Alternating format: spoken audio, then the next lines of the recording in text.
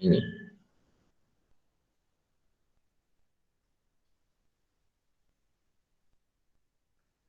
ini modulnya ini.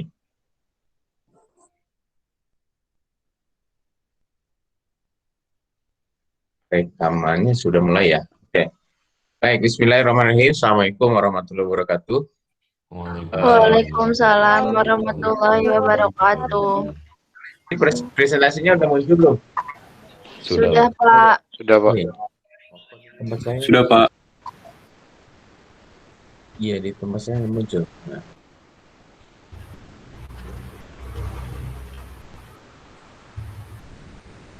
Oke, baik. Yang saya present kan ada ini ya. Jadi modul ke-6 ini adalah tentang human capital. Human capital management. Jadi di SAP ini juga sudah ada modul untuk HR. Jadi kalau sebenarnya kan ini secara di fundamental ini kan pengenalan bahwa di SAP kalau itu mau diterapkan di sebuah perusahaan pasti ya rata-rata perusahaan besar lah gitu ya, karena kalau perusahaan kecil itu nggak cukup besaran modal investasinya daripada ininya gitu. Misalnya mereka biasanya yang akan diimplementasi itu adalah modulnya financial dulu biasanya. Financial dan human capital. Rata-rata begitu, rata-rata financial dulu lalu human capital. Nah, kalau financial kita kemarin bicara tentang financialnya yang sudah supply chain gitu ya. Sudah menghubungkan dari titik vendor, perusahaan, customer, dan pihak-pihak lain yang saling terhubung. Mungkin kalau nanti kan, kalau di logistik mungkin juga tidak punya armada sendiri. Ada armada internal, tapi dalam hal-hal tertentu mungkin juga perlu diperhitungkan menggunakan crowd logistik gitu ya. Ada Gojek, ada apa, kan. Apapun ada GoBox gitu dan seterusnya ya. Banyak. Bisa diperhitungkan. Jadi kalau Anda nanti yang ngambil tugas akhirnya misalnya routing gitu ya, ke routing atau location collocation untuk itu ya, bisa juga memperhitungkan bagaimana menggunakan eksternal. Jadi nanti sudah jadi financialnya sudah menyangkut mitranya gitu, mitranya. Lalu yang sekarang kita akan bahas itu terkait dengan human capital. Human capital itu bahasa kitanya SDM ya, SDM. Bukan selamatkan diri masing-masing, tapi sumber daya manusia. Bagaimana perusahaan mengelola sumber daya manusia dari A sampai dengan 9, dari 1 sampai dengan 9. Jadi dalam siklusnya di ERP SAP ini, Human Capital Management itu mulai dari organizational management. Jadi bagaimana struktur organisasinya ya, lalu tentang mulai bagaimana mengelola lamaran, bagaimana melakukan rekrutmen sebenarnya kan, melaplikan data, bagaimana mereka para calon karyawan itu harus melamar, syarat dan seterusnya. Jadi dalam sistem ini sudah dibuat semua. Lalu ada personal management, personal development. Jadi kalau dia sudah melamar, sudah lulus masuk itu berarti harus dikelola juga gitu ya, bukan tiba-tiba ditempatkan. Sama mungkin Anda juga nanti begitu lulus masuk di sebuah pekerjaan, misalnya PT Pos lah, PT Pos itu begitu Anda direkrut tetap dilakukan pendidikan dan latihan kan, misalnya berapa bulan, 6 bulan bahkan kadang-kadang ya. 6 bulan baru ditempatkan. Tapi dulu sebenarnya kita di PT Pos ini ada program yang bagus, itu di logistik itu ada yang disebut dengan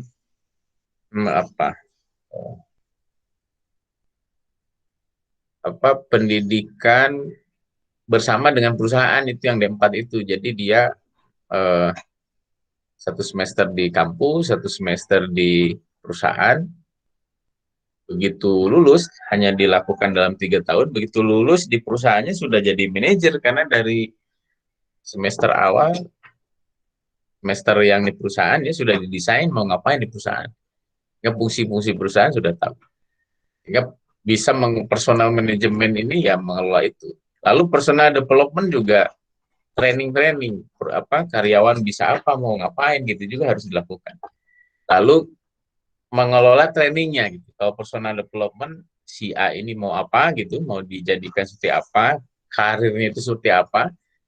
Kalau dia misalnya mau jadi manajer distribusi gitu ya, dia harus tahu apa dulu. Apakah dia ditempatkan di transport, apa dia ditempatkan di sales gitu, atau ditempatkan di gudang dulu dan seterusnya, produksi dan seterusnya. Dari situ dirancang ini dia harus training apa saja. Jadi begitu itu mengelola trainingnya. Jadi orang di bagian SDM ya mengelola trainingnya. Tidak mudah karena kalau di perusahaan kan tidak mudah menyuruh orang untuk training. Bisanya kalau dulu yang eh, kita juga pernah bekerja sama dengan DHL. Jadi mereka eh, pegawai DHL yang belum memiliki apa pendidikan formal logistik, dia akan sekolah di D4 logistik. Ya. Mereka ada yang sarjana, ada yang diploma, tapi di luar logistik. Sekolah di kita itu hanya hari Sabtu dan Minggu, dari Jumat ditugaskan oleh perusahaan, Minggu juga dianterin lagi ke Jakarta, kan mereka rata-rata orang Jakarta. Tidak mudah gitu ya, kalau mau mencabut seseorang dari tugasnya untuk berlatih, dikirim latihan gitu, apalagi hari kerja misalnya, siapa yang menggantikannya itu di perusahaan itu agak susah. Maka ini juga perlu dikelola. Training di event management ini perlu dikelola. Nanti kita lihat di bawah. Ntar, siapa dulu yang masuk? Gak ada ya? Ada. Miss Rina. Bentar. Bentar.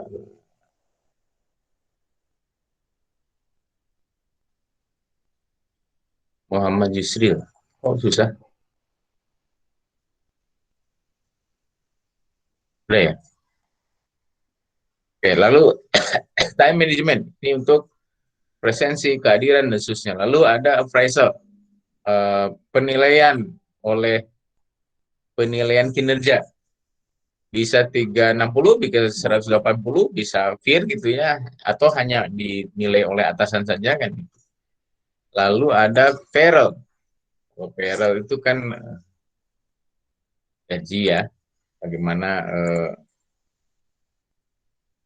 mengelola penggajian. Lalu ada personal cost planning. Ini juga kaitannya dengan penggajian pengembangan itu. Pertama, organizational plan. Jadi dalam SAP itu pasti kita harus melakukan mapping organisasi dan reporting structure. Reporting structure ini kan perlu gitu. Seseorang bertanggung jawab kepada siapa, melaporkan kepada siapa. Seseorang menjadi anak buah siapa gitu. Seseorang menjadi bosnya siapa. Ini juga perlu. Jadi perlu di mapping dulu organisasi yang kita miliki, lalu di mapping kepada organisasi yang ada di ERP ini. Kalau kita nanti mau menggunakan SAP ya harus di mapping ke sini. Jadi with relevant organization object. Jadi sesuai dengan struktur yang ada, kita harus mappingkan ke ERP. Mau tidak mau begitu, karena kalau ERP kan ini sudah jadi rumah besar. Fasilitasnya sudah ada semua. Kalau kita mau pakai rumah besar itu ya kita harus memfungsikan diri kita sama dengan mereka gitu ya. Ruang tamunya kalau dulu kita cukup kecil saja, di sana ternyata besar. Atau kamarnya kalau dulu kita 2, sekarang kamarnya ada 5 gitu. Maka kita harus memappingkan nih anak-anak yang 1 di mana, yang 2 di mana. Itu organizational plan. Jadi kalau di organisasi manajemennya ini misalnya ini ada executive board-nya siapa, ada bagian human resource, ada bagian finance, Di finance itu dibagi lagi, misalnya ada yang bagian kredit, ada bagian customer, ada yang bagian audit. Ya. Ini beda-beda fungsi. Di SDM ada bagian payroll, ada bagian yang tadi yang pengelolaan pelatihan dan seterusnya. Jadi seperti kita tahu di apa di awal-awal bahwa yang ini apa key term itu ada organizational unit. Ini menggambarkan struktur organisasi. Lalu ada job. Jadi organizational unit ini menggambarkan ini struktur organisasi. Lalu ada job. Job itu adalah general description atau template dari sebuah posisi atau pekerjaan. Sesuai dengan kebutuhan, eh, tugasnya apa saja, lalu karakteristiknya apa, itu job. Job. Direktur, auditor, supervisor, manager, itu job. Nah, tapi kalau nanti sudah di position, karena position ini adalah organisasi terkecil gitu ya, dalam struktur organisasi, lalu mereka merepresentkan mewakilkan merepresent gitu ya sebagai tes gitu ya, distribution tes. Jadi tugas-tugas yang direpresentasikan ke mereka apa gitu ya, sudah individual gitu ya, sudah individual. Jadi position ini adalah occupied by person. Ya pasti ada orangnya gitu ya. Tadi manajer keuangan, ada orangnya gitu. Berarti itu sudah position. Ini inherit dari job. Pasti inherit dari job. Tadi job itu direktur, tapi kalau direktur perencanaan perdagangan misalnya seperti itu ya. Jadi ini sudah position. Lalu ada person. Kalau person itu personil, pegawai. Represent dari employees. Jadi atributnya sudah atribut orang gitu ya. Jadi tapi di personal management ini, jadi ketika seorang masuk itu dia sudah punya, pasti di assign gitu ya, assign posisinya, lalu macam-macam gitu ya, bisa personal administration yang jadi nama, alamat dan seterusnya yang seperti nanti Anda buat di PA. Itu jadi ada OU, ada job, ada position, ada person. Lalu ada rekrutmen. Nah, di langkah awal di kepegawaian ini adalah rekrutmen. Rekrutmen ini dimulai dari vacancy, jadi lowongan gitu ya. Jadi lowongan. Lowongan ini kan bisa terbuka, bisa tertutup ya, tergantung perusahaannya. Tapi semestinya perusahaan besar ini kan terbuka gitu ya. Lalu tapi biasanya perusahaan besar itu kenapa dia selalu misalnya diterima pegawai lulusan diploma 4 dengan IPK minimal 3,6 gitu bisa sih. Lalu dari perguruan tinggi yang terakreditasi apa gitu, B gitu, dan prodinya terakreditasi B gitu atau A. Itu pada dasarnya mereka ingin menyaring gitu, memudahkan mereka menyaring sebenarnya. Nah, kalau dibuka mungkin semua lamaran ini akan banyak gitu, aplikannya akan sangat banyak. Tapi kalau sudah disaring mungkin dia tergantung perusahaan ya. Lalu dari situ, dari aplikan yang masuk, dari berbagai lamaran yang masuk. Sekarang kan modelnya kan online semua ya. Mau ke perusahaan besar-besar itu Anda tinggal memasukkan data sendiri gitu ya, tidak oleh perusahaan. Jadi ada vacancy, ada job advertisement, lalu aplikannya ngisi sendiri. Dari dari situ perusahaan hanya membandingkan, mungkin juga kalau di ERP ini kan sistemnya sudah bagus. Jadi kalau dia ngisi apa, si aplikan ngisi apa, lalu profil yang dibutuhkan oleh perusahaannya sudah juga ada poin-poin yang diperlukannya. Ketika match up dia baru diteruskan. Tapi kalau tidak match gitu ya, tidak match, ada yang bolong dan terusnya gitu ya, dia tidak isi sesuai kebutuhan, ya dia tidak dipanggil, tidak koresponden, kita tidak saling surat menyurat gitu ya. Ini kan begitu profil match up-nya oke, ya dia diumumkan, diterima, lalu saling terhubung. Mungkin tolong dimasukkan data-data ini dan seterusnya. Lalu berikutnya adalah kalau sudah oke, ini kalau sudah oke baru hiring as employee. Ini diterima sebagai pegawai. Sekarang ini kan trennya kan hire-nya itu kontrak dulu ya, trennya begitu ya. Hanya perusahaan-perusahaan apalagi swasta banyak yang gitu dulu.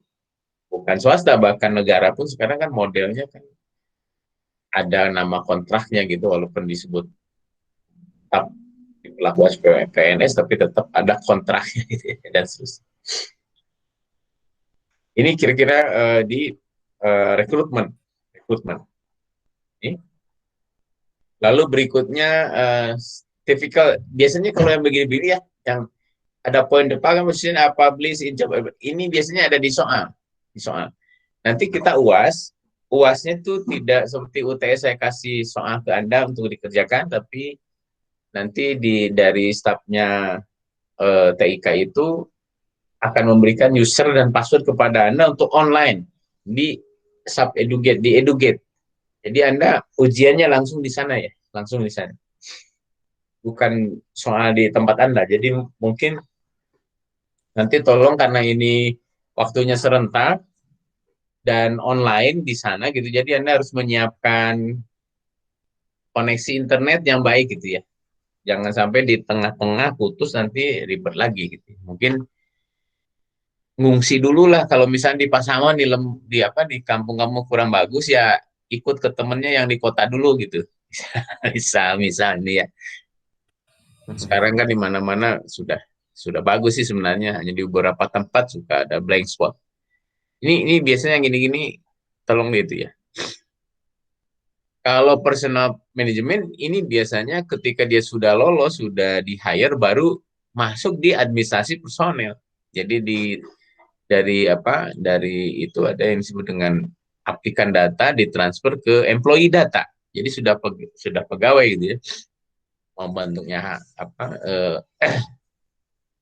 kontrak apapun ya, dia sudah pegawai. Jadi employee data is stored di SHP ini sebagai, disebutnya itu info type record. Jadi itu data-data employee itu disimpan dalam info type report. Bisa di display, bisa di copy, bisa diperbaiki, bisa dihapus. Itu kalau satu-satunya data yang bisa dihapus di ERP ini adalah data pegawai nih, bisa di delete.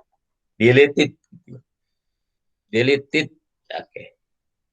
Jadi transfer over intuitive way to select the personal ini ketika Anda nanti berlatih bisa lihat. Oke. Ini adalah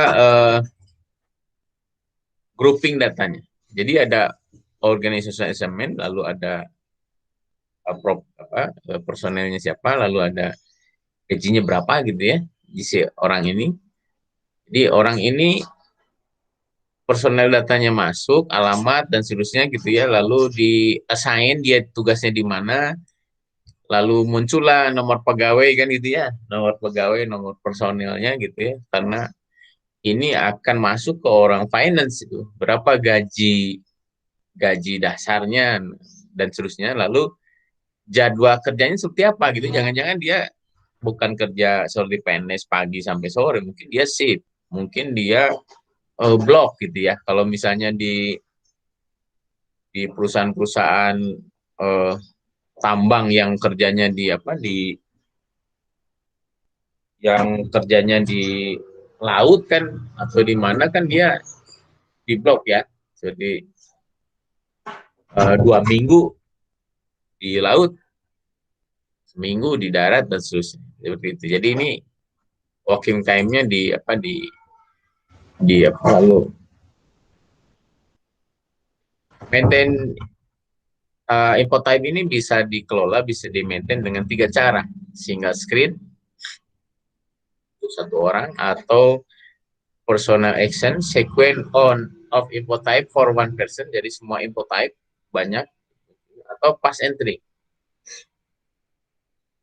One info type untuk seluruh personel. Jadi satu inputan data untuk seluruh personel. Misalnya untuk banyak personel. Misalnya untuk jenis pekerjaannya, misalnya sebagai apa gitu ya. Ini orangnya bisa 6 atau bisa 7. Jadi ada 3 cara. Ini Anda nanti bisa lihat lah, Anda bisa kerjakan seperti itu. Ini lalu creative when you hire employee. Jadi ketika kita menerima pegawai tadi, maka info type minimal yang harus Anda kerjakan adalah ini. Mengisi organizational assignment-nya, dia bekerja di bagian apa, mengisi personal datanya, nama, umur, dan sebagainya gitu ya. Address-nya, alamatnya, lalu plan working time, kapan dia bertugas, basic pay-nya berapa, lalu bank detailsnya, ini nomor rekeningnya lah gitu, dibayarnya kemana, dan seterusnya. Ini adalah personal action, jadi personal jadi tadi personal assignment, jadi personal action, jadi hiring dan seterusnya, lalu kapan dia, dan jadi ini sequence info type. Jadi setelah isi ini baru save gitu. Itu sini save, sini save, personal data save, assignment save, lalu save balik lagi. Itu personal action, sequence of info type. Lalu berikutnya adalah personal development, jadi pengembangan personel. Ketika seseorang itu masuk di administrative position, match up, nah nanti setelah dia oke, sama gitu ya, ini tetap si pegawai yang baru masuk ini kita harus punya perencanaan, dia mau apa, mau bagaimana gitu ya. Mulai dari kapabilitas manajemen seperti apa yang diperlukan. Seperti Anda D4 itu kan begitu masuk di sebuah perusahaan logistik, kan bukan staff saja, tapi mungkin suatu saat Anda bisa jadi CIO juga gitu ya. Bukan CIO, CEO. Bukan hanya information ya. CI biasanya untuk orang-orang komputer, tapi ini CEO gitu ya. Jadi manajemen capability-nya apa, lalu trainingnya dibutuhkan seperti apa, penjadwalan dan seterusnya, termasuk development plan dan seperti apa. Ini orang-orang departemen ini yang mengelola setiap orang gitu, setiap orang. Lalu training and event management ini juga dikelola. Itu biasanya di soal ada tuh business event preparation atau apa saja. Mulai dari eventnya apa saja gitu. Eventnya apa saja. Lalu event katalog, membuat ini kapan, di mana gitu ya. Lalu day to day activity, di booking dulu, lalu di pre-book. Misalnya ini kira-kira yang akan ikut pelatihan itu ada 20 orang, siapa saja dan seterusnya. Yang satu tidak bisa di replace, di rebook lagi dan seterusnya. Ini di sistem mesti begitu gitu. Karena kalau tidak ya yang datang siapa, yang namanya siapa, mungkin nggak nggak match gitu ya. Lalu tadi kalau sudah oke, di log, follow up, lalu apa, dinilai gitu ya, dinilai, lalu ada cost-nya berapa, activity-nya berapa, isu invoice dan seterusnya. Ini kira-kira begitu, day to day activity. Jadi ada business event preparation, apa saja kira-kira yang akan dilakukan, trainingnya apa saja, dia harus training apa saja. Lalu katalog kita set up itu perencanaannya, lalu day to day activity tadi menghubungi pegawainya, menghubungi eventnya gitu ya, menghubungi event pelatihnya gitu, pelatih vendornya dan seterusnya, diganti orangnya dan seterusnya. Lalu pelaksanaan kegiatan. Tuh. Ini kira-kira begini, ada partisipan, ada book, pre-book, replace, rebook lagi, cancel dan seterusnya. Lalu ada memonitor output output pelatihannya apa, hasilnya apa, itu juga perlu. Biasanya kalau di di vendor-vendor pelatihan yang baik itu nanti di akhir atau di awal Anda harus mengisi atau menulis surat untuk diri Anda sendiri. Nanti setelah setahun atau 2 tahun atau tergantung target perusahaan, sebulan atau 2 bulan perkembangan seperti apa, nanti Anda akan menerima surat Anda gitu ya. Lalu time management, ini bagaimana mengelola presensi dan seterusnya lah ya, di merecord, value-nya seperti apa, per jam apa Anda di hire per jam, karena banyak apa orang bekerja itu bukan berdasarkan gaji bulanan gitu ya, tapi berdasarkan kontrak pekerjaan, berdasarkan waktu dan seterusnya. Ya. Ini hubungannya dengan pasti nanti insentif wages atau payroll. Wages ini gaji ya, payroll juga sama, tapi sistem pengajian gitu ya, dan seterusnya. Lalu appraisal, appraisal ini kita kalau bekerja itu kan dinilai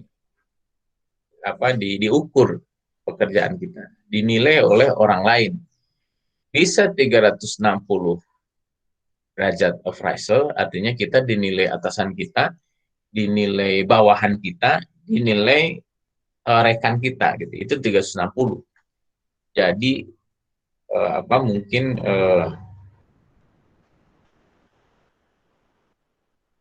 seimbang lah gitu ya, seimbang. Dinilainya bukan hanya oleh atasan, bukan hanya oleh bawahan, tapi dari 360 itu diolah. Sehingga nanti jadi personal appraisal atau course appraisal atau survei. Gitu ya. Ini kan di perusahaan-perusahaan kan tetap membutuhkan survei kepuasan, bukan hanya kepada pelanggan, tapi mungkin pengelolaan SDM. Kalau ke pelanggan pastilah ya. Ini karena kita bicara SDM, berarti HR ini berarti harus dinilai juga ke tingkat kepuasannya. Bagaimana Anda bekerja di tempat ini? Apakah misalnya karir Anda jelas? Gitu ya. Apakah Anda pernah diberikan pelatihan sesuai dengan kompetensi yang dibutuhkan di pekerjaan Anda? Anda orang logistik karena sudah lama dan punya minat atau dekat dengan bosnya di keuangan, tiba-tiba ditempatkan di keuangan gitu ya, tapi kompetensinya sesuai atau tidak, itu harusnya sesuai dengan personal development-nya dan seterusnya. Lalu payroll, ini pengajian. Payroll-nya berdasarkan tadi master data, waktu dihitung, lalu nanti jadi value-nya, jadi uang ya, transfer gitu ya. Sekarang itu nggak ada yang diamplopin, jarang ya, transfer gitu ya. Lalu personel cost planning. Ini bagaimana seseorang berada di perusahaan itu sudah dihitung oleh perusahaan. Jadi kalau Anda masuk perusahaan itu bukan masalah masuk bekerja seadanya, tapi Anda sebagai orang itu sudah dihitung oleh perusahaan sebagai aset. Anda digaji makin tinggi dengan fasilitas makin banyak, maka perusahaan akan meminta Anda untuk bekerja lebih banyak lagi. Kalau Anda dikasih rumah, dikasih mobil, dikasih segala fasilitas, berarti perusahaan meminta kepada Anda untuk jangan memikirkan hal itu, tapi tolong pikirkan yang lain di perusahaan. Begitu. Makin tinggi fasilitas, berarti perusahaan meminta Anda bekerja makin banyak, gitu, makin besar. Ini kira-kira begitu. Jadi lalu ada di ERP itu ada employee self service. Jadi misalnya kaitannya dengan berbagai kebutuhan, misalnya tentang, jadi kalau Anda misalnya Anda punya benefit, misalnya kalau dulu ya ada teman-teman itu kan suka magang di Daihatsu, di Toyota, jadi seorang karyawan di pabrik Daihatsu misalnya yang di Sunter itu, ya ada 24 benefit gitu ya, dari mulai kacamata, pakaian, kesehatan, gigi, dan seterusnya. Jadi dia employee self service itu dia tahu gitu benefit dia apa, sudah dipakai atau belum, dan seterusnya. Kalau time management pastilah ya, personal information sama. Tapi biasanya rata-rata atau training, kesempatan training apa gitu. Atau skill atau appraisal dan seterusnya. Misalnya hasil penilaian, dia bisa juga tahu saya itu di sangat baik dan seterusnya dia tahu. Tapi biasanya yang pegawai itu benefit datang ke atau di komputer Anda tinggal klik di HP gitu kalau sekarang kan bisa berbasis web. Oh, saya punya benefit ini tapi ini belum digunakan. Saya sudah misalnya kacamata ini sudah habis nih, nggak bisa lagi tahun ini, tapi tahun depan baru ada dan susah. Ya, jadi itu bisa cari siapa atau lihat kalender kalender itu dalam tanda petik agenda perusahaan ya, agenda kita sebagai pegawai apa saja. Atau workflow work item atau submit travel expense. Jadi Anda habis perjalanan dinas, masukkan biayanya dan seterusnya, atau work time ini untuk absen atau enroll for benefit tadi. Oh saya akan ambil pakaian, saya akan ambil kacamata dan seterusnya. Dan seterusnya. Ini benefit ini dan seterusnya. Atau manajer self service ini digunakan oleh manajer untuk mengawasi para pegawainya. Jadi tahu tadi hanya personil pegawai, tapi ini mungkin manajernya. Dia bisa tahu tentang reporting, bisa tahu tentang aset, bisa tahu employee review, seperti apa, attendance, kehadiran, dan seterusnya. Jadi dia punya self service gitu ya. Tadi self service untuk karyawan, ini self service untuk manajer. Ya, tentunya untuk kebutuhan manajerial. Bisa employee review, dia bisa lihat, bisa dan seterusnya. Oke. Nah, kira-kira begitu ya. Kira-kira begitu untuk Ica. Nah, nanti Anda tolong mengerjakan yang ini. Modul.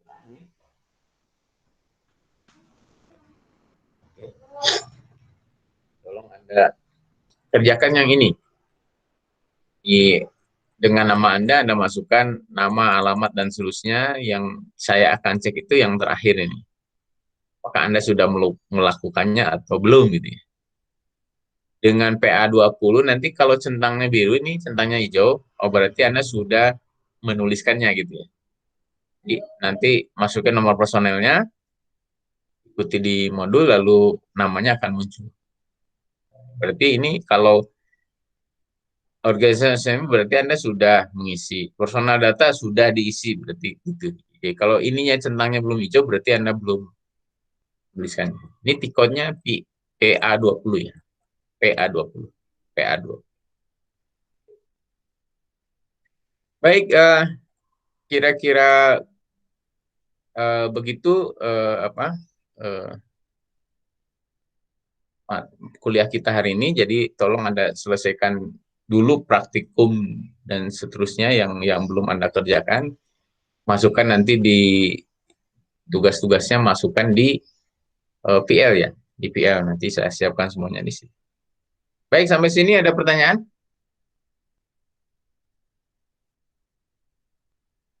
Belum ada, Pak. Oke, tidak ada ya. Oke, kalau ya, tidak cukup, ada, Pak. cukup ya. Kalau tidak ada, tolong Anda mengerjakan tugas-tugas praktikum, mempelajari modul ini yang ada kuning-kuning tadi Anda pelajari, khawatirnya nanti pada saat UAS itu jadi kalau ada pertanyaan yang sama Anda bisa buka gitu ya, bisa cepat menjawabnya. Jadi saran saya karena Anda harus sertifikat, jadi pada saat menjawab itu harus hati-hati supaya Anda pas gitu, Anda lulus. Baik, dengan demikian Pak, saya cukupkan. Ya, silakan Isan. mau tanya, Pak, UASnya pakai exam lagi, Pak? Enggak, UASnya online. Via website nanti disiapkan oleh TI. Jadi berarti ya, berarti waktunya serentak ya, Pak ya? waktunya serentak kalau yang itu, waktunya serentak. Makanya saya bilang tadi tolong dipersiapkan pada saat kan ada jadwalnya ya, ada jadwalnya. Anda tolong siapkan dan cari posisi yang internetnya stabil lah gitu, minimal sejaman atau 2 jam Anda mengerjakan itu ya. Gitu ya. Ya. Oke, jika tidak ada pertanyaan, terima kasih. Assalamualaikum warahmatullahi wabarakatuh. Sampai ketemu lagi ya nanti di minggu berikutnya. Iya Pak, terima kasih Pak. Makasih, Pak. Waalaikumsalam warahmatullahi wabarakatuh. Baik.